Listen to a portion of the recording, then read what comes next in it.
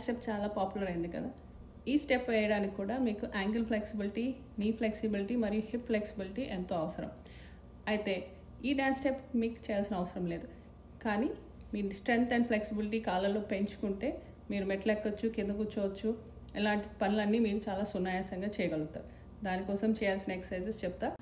ముందుగా ankle flexibility కోసం bent leg cough rises. దీనికోసం మోకాళ్ళను కొద్దిగా వంచుకొని మడమలు మాత్రమే లేపుతూ పెయిన్ ఫ్రీ లెవెల్లో ఒక 10 నుంచి 20 సార్లు చేసుకోండి. తర్వాత వాల్ కాఫ్ రైజెస్. ఇది కూడా యాంకిల్ ఫ్లెక్సిబిలిటీ మరియు కాఫ్ మజిల్ స్ట్రెంగ్త్ పెంచుతుంది. దీనికి మోకాళ్ళను మాత్రం వంచకూడదు, మడమలను లేపుతూ 10-20 సార్లు పెయిన్ ఫ్రీ లెవెల్లో మాత్రమే చేసుకోండి. యాంకిల్ మరియు నీ ఫ్లెక్సిబిలిటీ కోసం రివర్స్ స్టెప్ అప్స్. ఇది పెయిన్ ఫ్రీ లెవెల్లో మాత్రమే చేసుకోవాలి. ఇది 10 times ఈచ్ లెగ్ చేసుకుంటే మీకు మంచి నీ స్ట్రెంగ్త్ పెరుగుతుంది. మెట్లు ఎక్కడానికి కూడా మీకు ఇది చాలా సహాయపడుతుంది.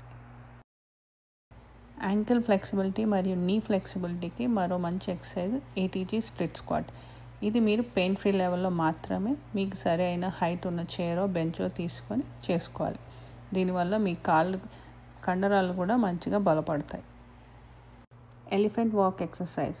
ఈ ఎక్సర్సైజ్ మీ లోవర్ బ్యాక్, హ్యామ్స్ట్రింగ్ మొత్తం కాలి వెనక భాగానికి టైట్నెస్ తగ్గిస్తుంది, ఫ్లెక్సిబిలిటీ పెంచుతుంది. ఇది మీరు పెయిన్ ఫ్రీ లెవెల్లో సరైన హైట్ చూసి చేసుకోండి.